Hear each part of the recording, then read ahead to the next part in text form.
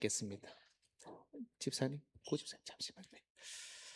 오늘 본문은 창세기 32장 24절에서 32절 말씀입니다. 저와 여러분이 한 절씩 교독합니다.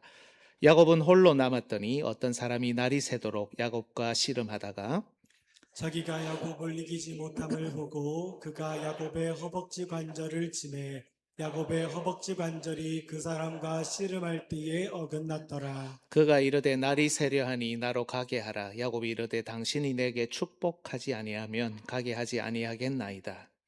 그 사람이 그에게 이르되 내 이름이 무엇이냐? 그가 이르되 야곱이니이다. 그가 이르되 내 이름을 다시는 야곱이라 부를 것이 아니요 이스라엘이라 부를 것이니 이는 내가 하나님과 및 사람들과 겨루어 이겼음이니라. 야곱이 정하여 이르되 당신의 이름을 알려주소서. 그 사람이 이르되 어찌하여 내 이름을 묻느냐 하고 거기서 야곱에게 축복한지라. 그러므로 야곱이 그곳 이름을 브니엘이라 하였으니 그가 이르기를 내가 하나님과 대면하여 보았으나 내 생명이 보존되었다 함이더라. 그가 브니엘을 지날 때에 해가 돋았고 그의 허벅다리로 말미암아 절었더라. 같이 읽겠습니다. 그 사람이 야곱의 허벅지 관절에 있는 둔부의 힘줄을 쳤으므로 이스라엘 사람들이 지금까지 허벅지 관절에 있는 둔부의 힘줄을 먹지 아니하더라. 아멘. 네, 자리에 앉아 주십시오. 우리 오늘 설교는 찬양을 한번 하고 시작하면 좋겠습니다. 우리 주보에 나와 있는 대로 괴로울 때 주님의 얼굴 보라. 우리 많이 좋아하시는 찬양인데요. 우리 함께 한번 불러보겠습니다.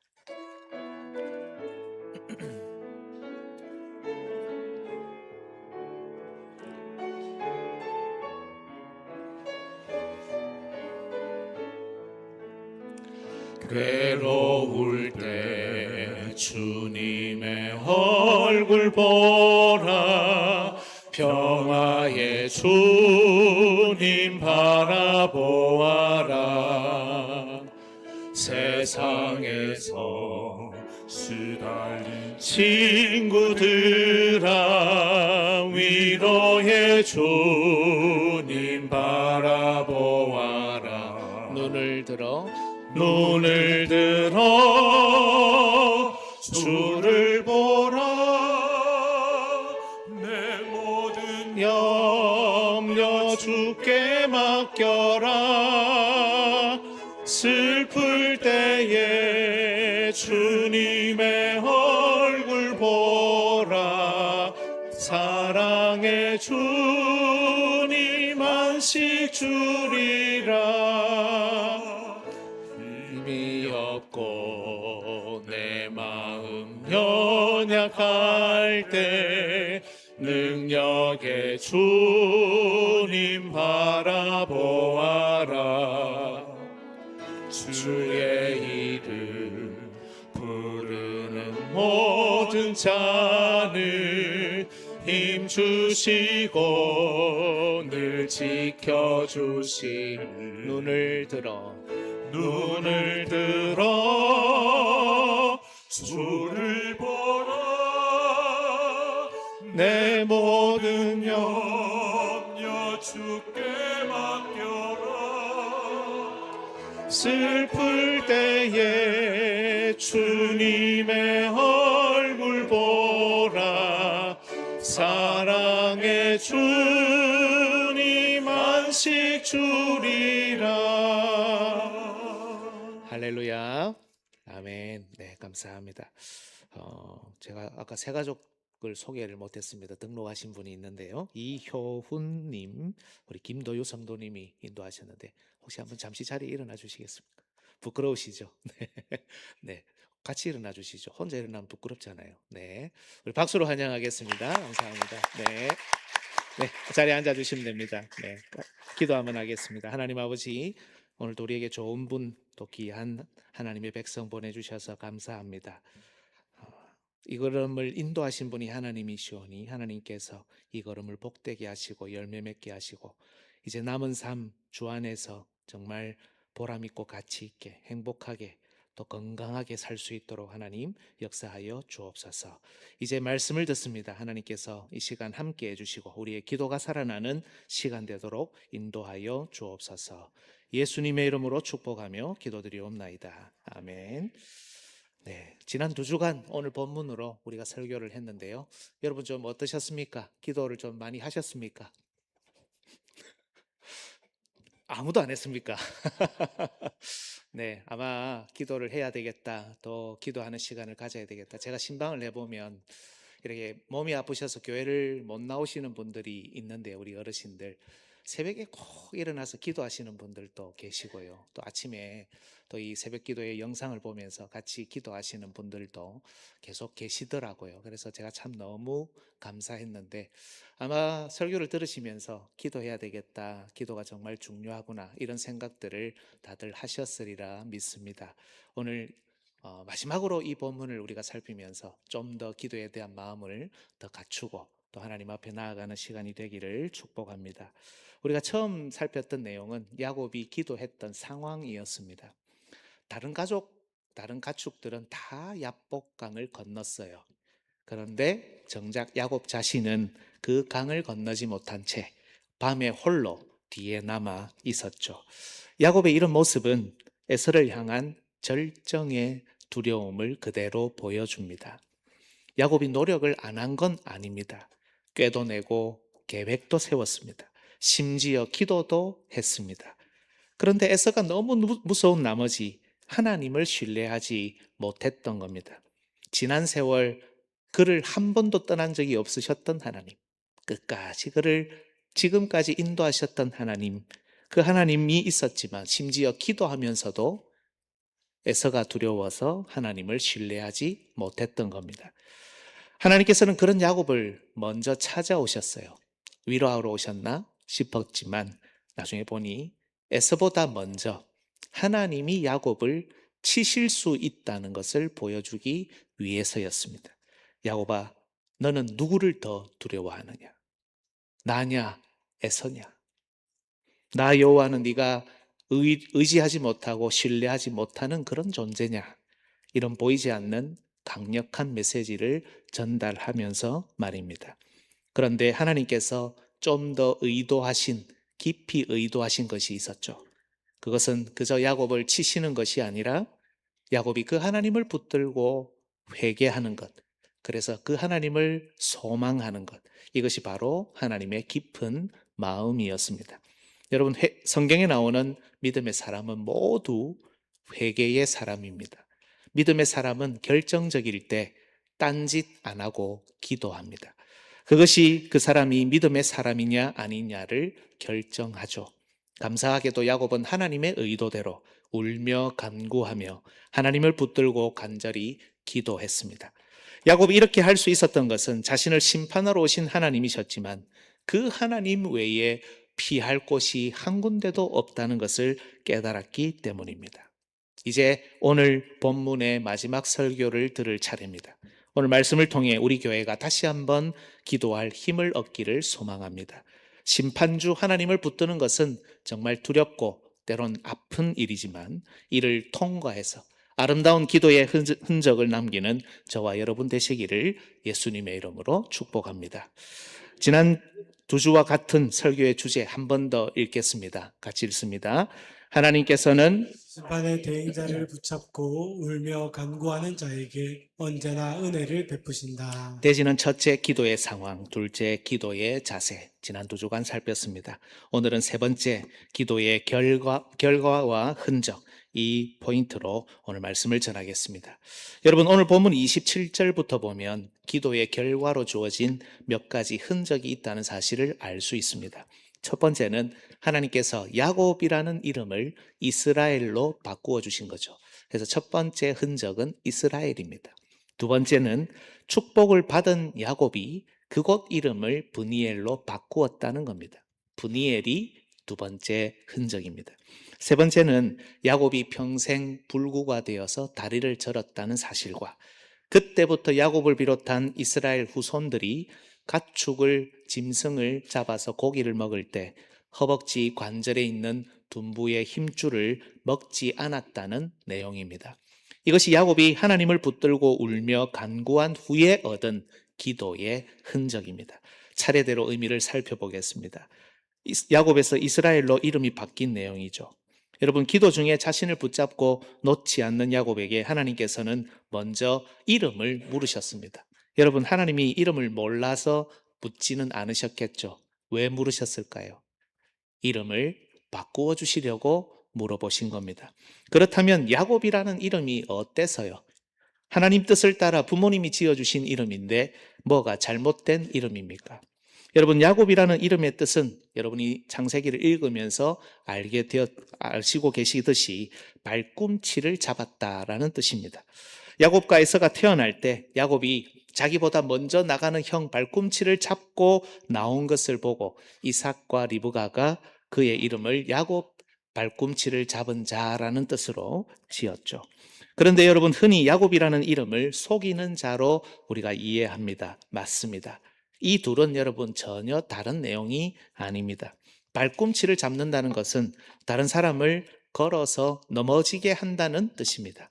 작은 힘으로 이 발꿈치를 걸면 작은 힘으로도 얼마든지 강한 상대를 그 약점인 발꿈치를 잡아서 예상치 못한 그런 행동으로 넘어뜨릴 수 있죠. 씨름이나 레슬링이나 유도에 이런 기술들이 다 있습니다. 이런 배경이 있기 때문에 일종의 속이는 겁니다. 속임수를 통해서 이렇게 넘어지게 하는 것. 이런 배경이 있기 때문에 히브리어 단어 발꿈치를 잡는다라는 동사도 속이다라는 의미가 함께 들어있는 겁니다. 그래서 야곱을 발꿈치를 잡는 자, 그리고 속이는 자, 이렇게 이해해도 무방합니다. 그런데 여러분, 한번 잘 생각해 보십시오. 복중에서 아이가 출산돼서 나오는데 내가 먼저 나가야 되겠는데 저 인간이 먼저 나가네. 내가 잡아서 못 나가게 하고 내가 나가야 되겠다 하고 잡고 나왔겠습니까? 그런 아이가 있습니까? 없습니까? 없죠. 따라서 이게 무슨 말이냐면 하나님께서 야곱과 야곱 가정에게 주신 일종의 계시라는 겁니다. 야곱이 평생 장자권이라는 하나님의 약속을 뒤쫓게 하는 하나님의 뜻이었습니다. 하나님께서는 에서와 야곱 이 쌍둥이가 태어날 때 큰 자가 어린 자를 섬기도록 주권적으로 예정하셨죠. 하나님 나라는 때론 어린 자가 큰 자가 되고 나중된 자가 먼저 된 자가 되는 그런 나라이기 때문입니다.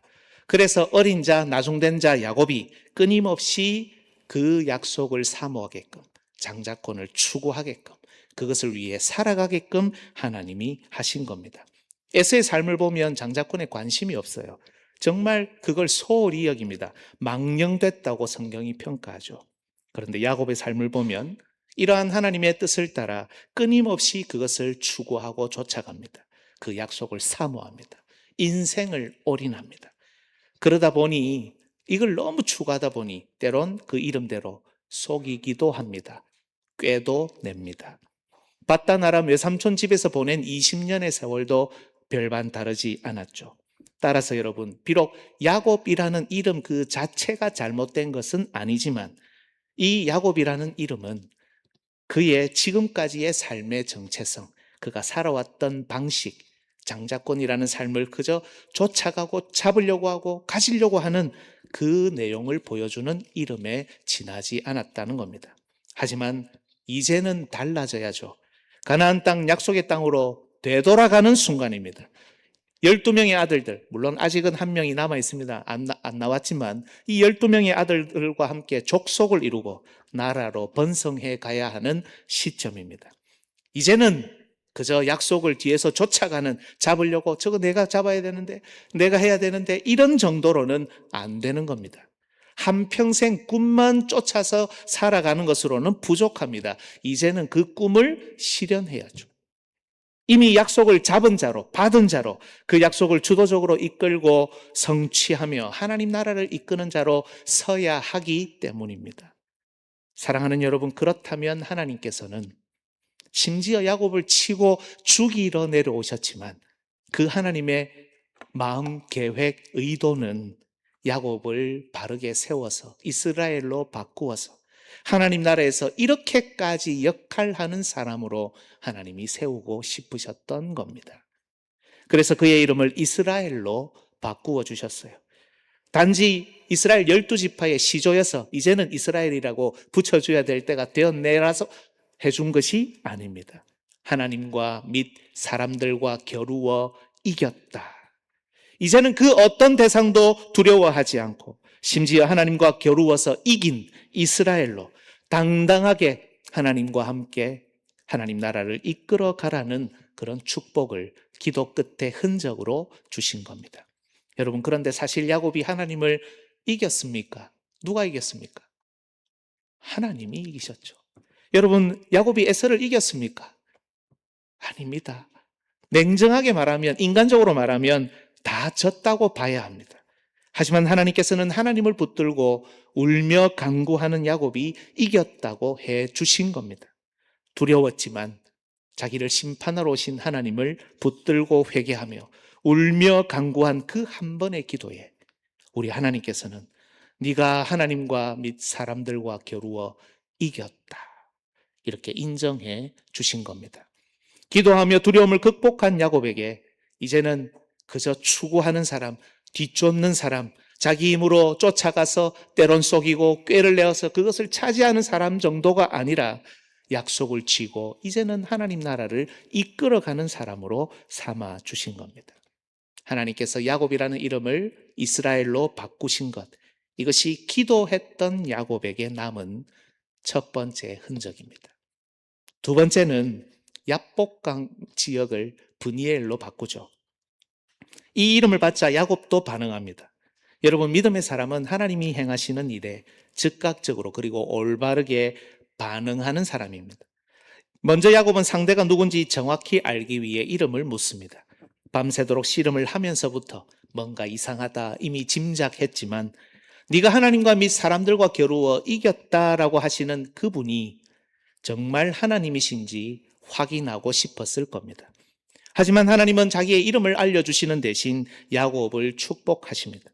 이것이 자신이 하나님이시라는 가장 확실한 선언이기도 하죠.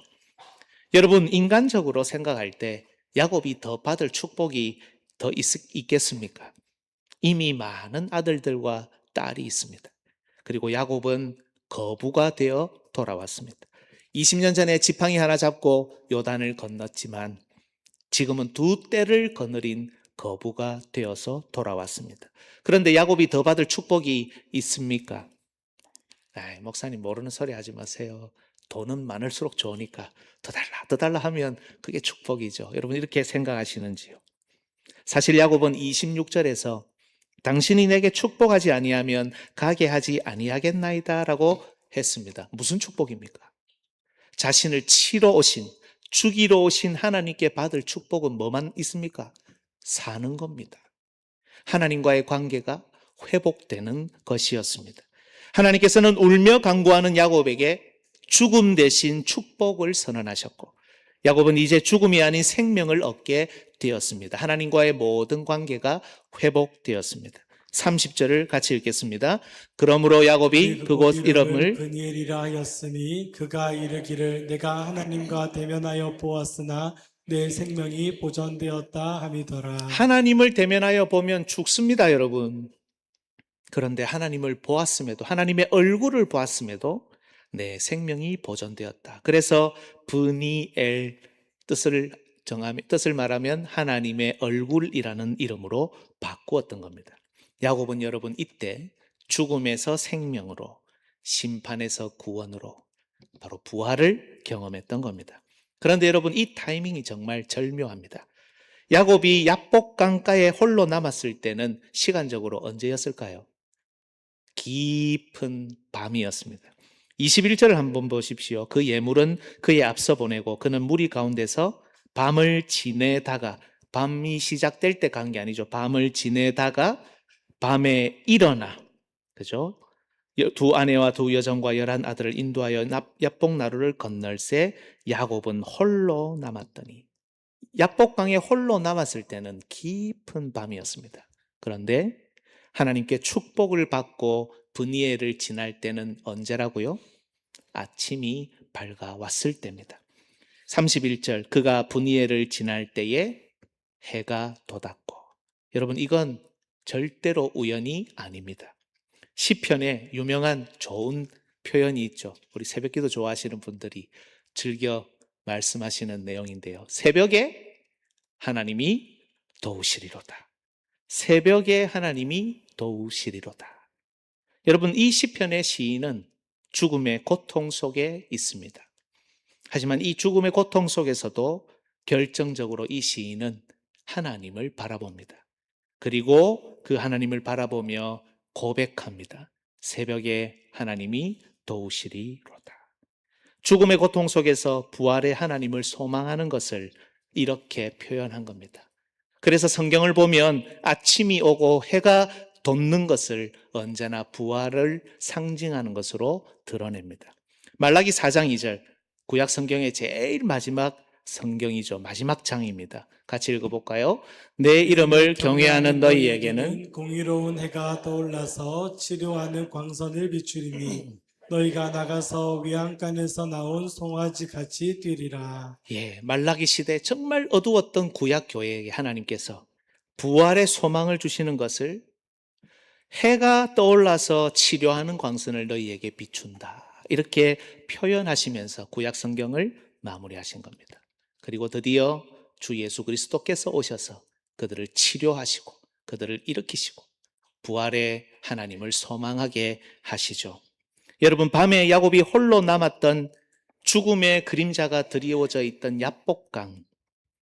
그러나 야곱이 회개하고 하나님을 붙들고 울며 간구하는 그 기도로 그 야복강은 분이엘이라는 부활의 흔적으로 바뀌게 됩니다.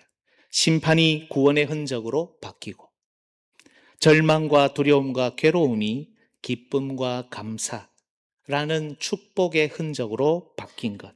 이것이 기도한 야곱이 남긴 두 번째 흔적입니다. 마지막으로 세 번째 야곱에게 남은 기도의 흔적이 무엇입니까? 다리를 저는 것. 그리고 이제는 허벅지 관절 둔부의 힘줄을 먹지 않는다는 것. 그걸 자자손손 대대로 이어간다는 것. 그 세 번째 내용입니다. 하지만 여러분, 이 모든 흔적들보다 더 선명한 흔적은 바로 하나님께서 부러뜨리신 허벅지 관절로 인해 야곱이 평생 불구가 되었다는 겁니다. 야곱에서 이스라엘로 이름이 바뀌었고 밤에 야복강을 지나서 새벽에 하나님의 얼굴을 보며 부활을 경험했지만 자기의 몸에는 지울 수 없는 심판의 흔적을 야곱은 가지게 되었습니다. 여러분, 평생 다리를 절게 된 이 심판의 흔적, 몸은 더 연약해졌죠. 더 안 좋아졌습니다. 여러분, 이것은 부끄러운 것일까요? 아닐까요? 부끄러웠다면 오늘 본문 32절은 없습니다. 같이 한번 읽어볼까요? 그 사람이 야곱의 허벅지 관절에 있는 둔부에 힘줄을 쳤으므로 이스라엘 사람들이 지금까지 허벅지 관절에 있는 둔부의 힘줄을 먹지 아니하더라. 아멘. 야곱은 자기 몸에 선명하게 남아있는 이 심판의 흔적을 부끄러워하지 않았습니다. 오히려 반대였습니다. 자기 자신도 평생 잊지 않고 기억할 뿐 아니라 그 후손들이 야곱의 이 흔적을 대대로 기억하게 했습니다. 왜냐하면 그의 후손들의 이름이 이스라엘이기 때문입니다. 그 후손들도 이스라엘, 하나님과 사람과 더불어 겨루어서 이겼다라는 이스라엘로 살아야 했고 그들 역시 분이엘을 죽음의 강을 통과해야 했으며 이 심판의 흔적을 보며 다른 대상이 아니라 에서가 아니라 하나님을 두려워해야 했기 때문입니다. 그래서 야곱은 이 부끄러운 신앙의 흔적을 부끄러워하지 않고 신앙의 독특한 문화로 상속했습니다. 이스라엘이 가축을 잡아 그 고기를 먹을 때마다 허벅지 관절 둔부의 힘줄을 제거해서 할아버지 야곱을 향했던 그 하나님의 심판, 할아버지 야곱의 회개와 눈물의 간구, 그 몸에 새겨진 심판의 메시지를 기억하게 했습니다. 이스라엘 후손은 어떤 상황에서도 이제 자기의 힘이 아닌 하나님을 의지하고 두려워하며 기도하도록 그렇게 지음을 받았기 때문입니다. 여러분, 야곱이 기도한 결과로 남겨진 세 가지 흔적이 무엇입니까? 첫 번째는 이스라엘, 하나님이 새기신 흔적입니다. 두 번째는 브니엘, 야곱이 새긴 흔적입니다. 세 번째는 야곱이 평생 다리를 절었다는 것, 하나님이 새긴 흔적, 그것과 이스라엘이 허벅지 관절 둔부의 힘줄을 영원히 먹지 않게 되었다는 야곱이 다시금 새긴 신앙의 상속입니다. 여러분, 이 세 가지 흔적은 하나님을 더 두려워해야 한다는 그런 흔적입니다. 어떤 상황에서든 하나님을 붙들어야 한다는 흔적입니다. 오직 하나님이 우리의 모든 두려움과 괴로움을 축복으로 바꾸시는 분이라는 그런 흔적입니다. 바로 이런 신앙, 이런 기도, 이런 방식으로 하나님 백성 공동체가 앞으로도 살아가야 한다는 것을 보여주는 흔적입니다. 여러분, 이 흔적을 가지기 전 야곱은 더 건강했습니다. 그죠? 힘이 천하장사였습니다. 더 자신만만했습니다. 많은 꿈을 품고 있었습니다. 하지만 에서를 두려워했고 에서를 극복하지 못했으며 결국 야복강을 건너지 못했죠. 그러나 이 흔적을 지닌 야곱, 그 야곱은 지금 비록 육신적으로는 더 약해졌습니다. 힘들어졌습니다. 세상을 향한 자신감 다 사라졌습니다. 붙들고 있던 것 다 내려놓았습니다. 그러나 에서를 두려워하지 않게 되었습니다. 결국 분이엘을 건넙니다. 31절, 그가 분이엘을 지날 때에. 그리고 에서에게 걸어가는 모습을 우리 잠시 볼까요? 창세기 33장 1절에서 4절. 야곱이 눈을 들어보니, 여러분, 이 눈을 들어본다는 게 겁이 나가지고 이렇게 보는 게 아닙니다. 그죠? 어떻게 해요? 눈을 들어서 당당하게 에서를 보는 겁니다. 환경이 바뀐 게 아니에요. 상황이 바뀐 게 아닙니다. 에서는 지금 그 다음 보십시오. 400명의 장정을 거느리고 오고 있는지라. 똑같습니다. 에서도 오고 있고 400명의 군인도 오고 있습니다. 그러나 야곱은 눈을 들어서 그것을 바라봅니다. 그의 자식들을 나누어 레아와 라헬과 두 여종에게 맡기고 여종들과 그들의 자식들은 앞에 두고 레아와 그의 자식들은 다음에 두고 라헬과 요셉은 뒤에 두고 그 다음 보십시오. 자기는 그들 앞에서 나아가되. 이전에는 가족들 먼저 보내고 뒤에 혼자 남아 있었습니다. 자기는 결국 못 건넜습니다. 그런데 이 흔적을 가지고 난 후에는 그들 앞서서 자기가 나아가는데 눈을 들어서 에서를 당당하게 바라봅니다. 33장 10절 보십시오. 야곱이 이르되 그렇지 아니하니이다. 내가 형님의 눈앞에서 은혜를 입었사오면 청하건대 내 손에서 이 예물을 받으소서. 내가 형님의 얼굴을 배운즉 하나님의 얼굴, 브니엘이죠. 하나님의 얼굴을 본 것 같사오며. 여러분, 에서가 성화가 되어 거룩하게 돼서 하나님의 얼굴이 나타났습니까? 아닙니다. 에서의 얼굴을 보는데 두렵지 않은 거예요. 에서의 얼굴을 보는데 뭐가 보입니까? 하나님의 얼굴이 보이는 겁니다. 여러분, 지난 3주간의 설교를 이제 마무리할 때입니다. 우리가 살폈던 첫 번째는 기도의 상황입니다. 해결할 수 없는 인생 최대의 문제, 심지어 이 문제는 죽음의 문제였습니다. 그러나 정작 더 심각한 문제는 야곱이 에서를 두려워했다는 겁니다.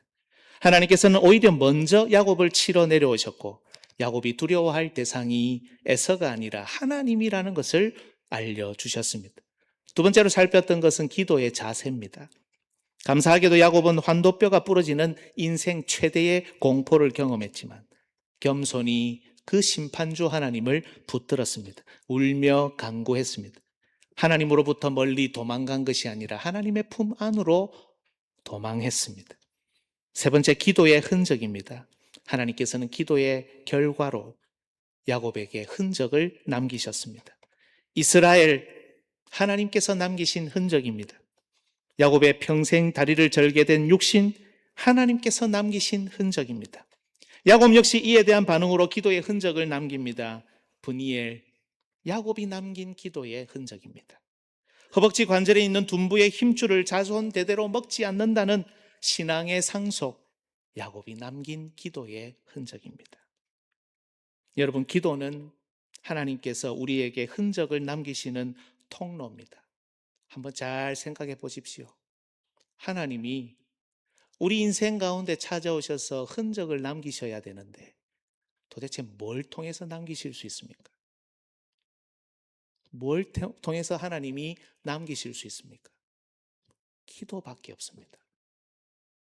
우리가 기도하는 삶의 여러 문제를 만나는 그 현장마다 우리가 기도하는 그것을 통해서 하나님이 그곳에 기도의 흔적을 남겨주시는 겁니다.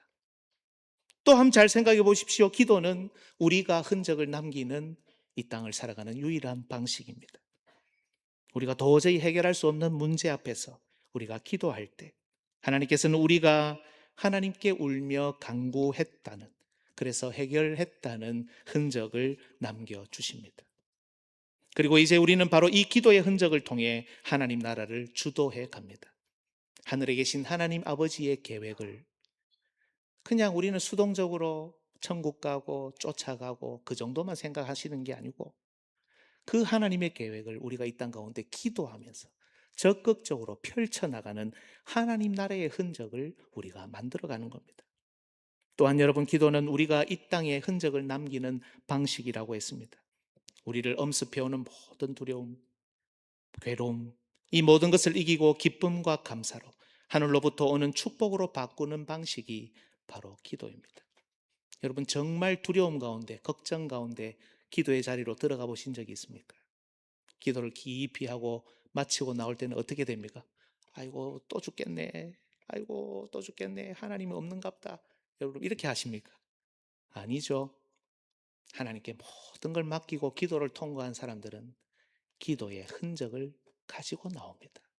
두려움과 걱정이 아니라 감사와 축복과 하나님을 향한 신뢰라는 기도의 흔적을 가지고 나오는 겁니다. 여러분, 마지막으로 기도의 흔적은 우리 자녀들이 대를 이어 기억할 상속의 도구입니다. 비록 우리의 육신은 연약해지지만 하나님께서 남기시고 우리가 남긴 기도의 흔적은 우리 자녀들과 다음 세대를 이어갈 신앙 상속의 문화입니다. 여러분, 한번 잘 생각해 보십시오. 우리 가정이 신앙이 상속되고 있다는 것을 드러내는 흔적이 무엇이겠습니까? 어떤 흔적이 있으면 우리 신앙이 상속되고 있구나, 여러분 안심하실 수 있겠습니까? 잘 생각해 보면 물론 예배도 있고요, 주일 성수도 있고요, 여러 가지 있습니다만 우리 삶의 현장 곳곳에서 기도하는 자녀들, 기도하는 다음 세대들, 기도하는 새가족들, 여러분, 그들을 남겨가는 것이 정말 신앙을 상속하는 유일한 길입니다. 우리와 우리 자녀는 바로 이 기도의 흔적을 남겨서 새 이스라엘이라는 정체성을 기억하고 분이엘이라는 축복을 소망하며 우리 앞에 모든 문제를 이기며 살아갑니다. 그런데 여러분, 그거 아십니까? 우리는 이미 마음에 이런 강한 흔적을 지니고 있다는 것을요. 바울의 고백처럼 우리는 우리의 마음에 예수 그리스도의 흔적, 바로 세례를 지니고 있습니다. 갈라디아서 6장 17절 같이 읽습니다. 이후로는 누구든지 누구든지 나를 괴롭게 하지 말라. 내가 내 몸에 예수의 흔적을 지니고 있노라. 아멘. 여러분, 바울은 평생 갈라디아서를 보면 할례주의자들과 싸웠습니다. 유대주의자들과 싸웠습니다. 그들은 육신의 흔적을 내야 된다고 이야기를 합니다. 할례를 받지 않으면 구원받을 수 없다고 주장합니다. 그러나 바울은 나를 이제부터는 괴롭게 하지 마라. 내 몸에 이미 예수 그리스도의 흔적, 육신의 뭔가를 표시하는 것이 아니라 우리 마음의 신비에 새겨진 예수 그리스도의 흔적, 바로 세례를 새겼다. 이렇게 싸웠습니다. 지난 맥주감사주일 우리는 세례식을 거행했습니다. 세례는 여러분, 내가 죽었습니다, 그리고 내가 다시 살아났습니다 하는 표이지 않습니까? 세례는 잘 보시면 심판의 흔적이고 구원의 흔적입니다. 야복강의 흔적이고 브니엘의 흔적입니다. 야곱의 흔적이고 이스라엘의 흔적입니다.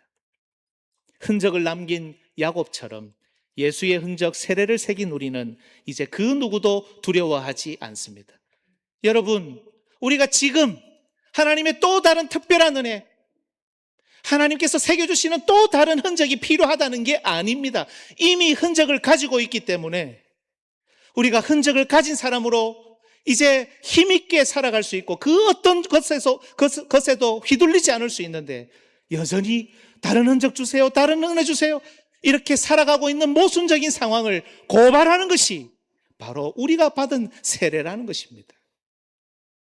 이제 우리는 그 누구의 힘도 의지하지 않습니다. 오직 우리에게 남겨진 이 흔적을 붙들고 주 예수 그리스도의 이름으로 기도하며 우리의 심판주이시자 구원자이신 예수님을 소망하며 살아가는 겁니다. 그런데 여러분, 이제 우리는 이 흔적을 우리만 기억하지 않습니다. 우리가 하나님의 심판 아래에 놓였다는 사실, 에서를 두려워했다는 이 부끄러운 과거, 그러나 이제는 예수님의 흔적을 축복으로 남겼다는 사실을 우리만 기억하는 것이 아니라 우리 자손 대대로 기억하게 합니다. 그것이 바로 다음 주에 시행할 성찬입니다. 이번 교회 학교 여름 행사를 앞두고 올해는 2달에 한 번씩 성찬식 하는데 이 7월 달에 우리가 신앙의 상속, 신앙의 전수를 주제로 삼은 이유가 여기에 있습니다. 물론 우리는 여러분 우리끼리도 좋은 교회가 되어야 합니다.